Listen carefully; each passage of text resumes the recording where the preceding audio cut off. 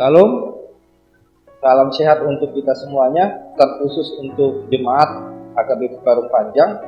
Kami dari Majelis Gereja ingin menyapa saudara melalui renungan-renungan harian yang akan diterbitkan pada pukul 5 pagi. Melalui renungan harian ini, marilah kita bersama-sama beraktivitas bersama firman Tuhan yang menjadi kekuatan kita untuk menjalani hari-hari kita ke depan. Oleh sebab itu, marilah kita bersama-sama untuk dapat merenungkan firman Tuhan di setiap hari. Amin.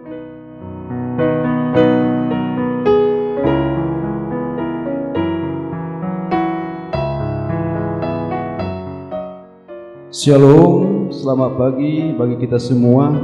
Kita berjumpa kembali melalui renungan pagi Kamis tanggal 3 Maret 2022. Sebelum kita memulai aktivitas kita hari ini, alangkah baiknya kita bersekutu bersama dengan Tuhan. Untuk itu mari kita berdoa. Terima kasih Allah Bapa yang bertahta di dalam kerajaan surga, di mana Tuhan masih memberikan kami waktu dan kesempatan bisa beribadah pada pagi yang indah ini.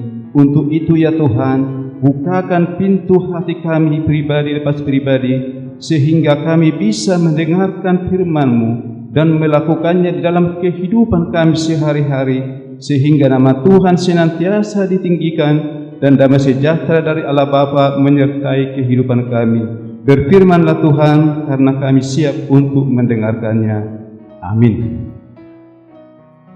Bapak Ibu Saudara yang terkasih, nats kita hari ini tertulis dalam Injil Markus pasal 11 ayat 9. Demikian firman Tuhan.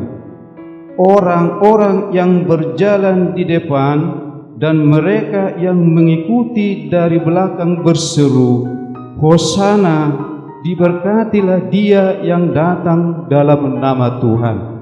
Bapak Ibu Saudara yang terkasih dalam Tuhan kita Yesus Kristus, ketika Yesus dan murid-muridnya memasuki kota Yerusalem, masyarakat Yahudi menyambutnya dengan begitu antusias dan berseru-seru, Hosana, Hosana, di mana mereka sudah lama menantikan Mesias yang akan datang membebaskan mereka dari penjajahan kerajaan Romawi, membebaskan dari penderitaan, dari kemiskinan dan harapan mereka. Yesus akan memberi kesejahteraan dan kedamaian. Tetapi apa yang terjadi saudara-saudara, bahwa apa yang mereka harapkan tidak sesuai dengan apa yang inginkan. Akhirnya mereka kecewa, dan tidak lama kemudian mereka berseru-seru, salibkan, salibkan.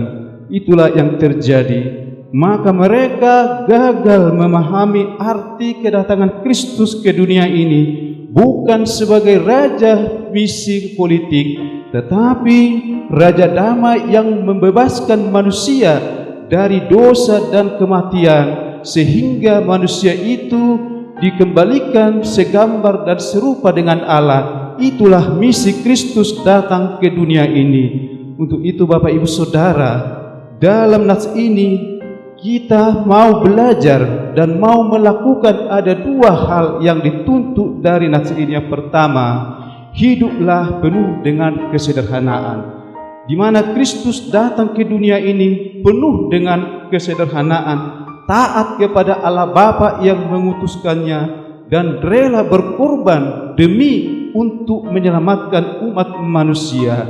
Untuk itu kita sebagai orang percaya harus mampu meneladani apa yang Yesus lakukan selama berkarya di tengah-tengah dunia ini. Mau kita bersama-sama dengan Tuhan di dalam kerendahan hati, bersekutu dengan Tuhan, sehingga hidup kita, jiwa kita akan dibaharui oleh Allah, sehingga kita menjadi serupa dan segambar dengan Kristus, dengan Allah. Itu yang pertama. Yang kedua Bapak Ibu Saudara, mengikut Kristus mampu memikul salib.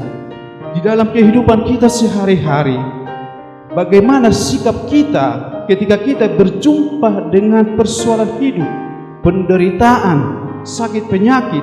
Apakah kita mampu berseru hosana, memuji Tuhan, memohon pertolongan Tuhan, atau kita menghindar memikul salib.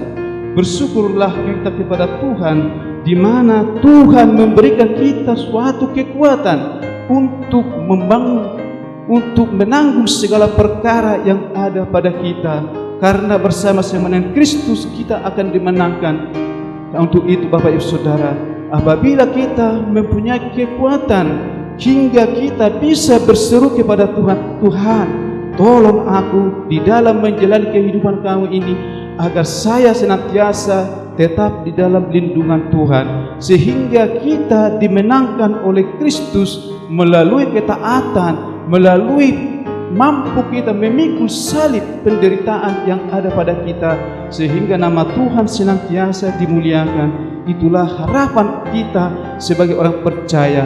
Untuk itu, agar kita mampu melakukan semuanya itu, kita hanya memohon Roh Kudus bekerja dalam hidup kita, sehingga kita menjadi orang-orang yang dimenangkan oleh Tuhan, bukan hanya di dunia tetapi di surga kelak. Itulah yang Tuhan katakan kepada kita melalui nats ini. Amin. Mari kita berdoa. Terima kasih Allah Bapa yang telah menyapa kami melalui firman-Mu. Ajar kami Tuhan untuk mau melakukan sesuai dengan firman-Mu, sehingga hidup kami berkenan di hadapan Tuhan, sehingga kami bisa menjadi terang dan garam di tengah-tengah kehidupan kami, sehingga nama Tuhan senantiasa dimuliakan dan damai sejahtera dari Allah Bapa menyertai kehidupan kami.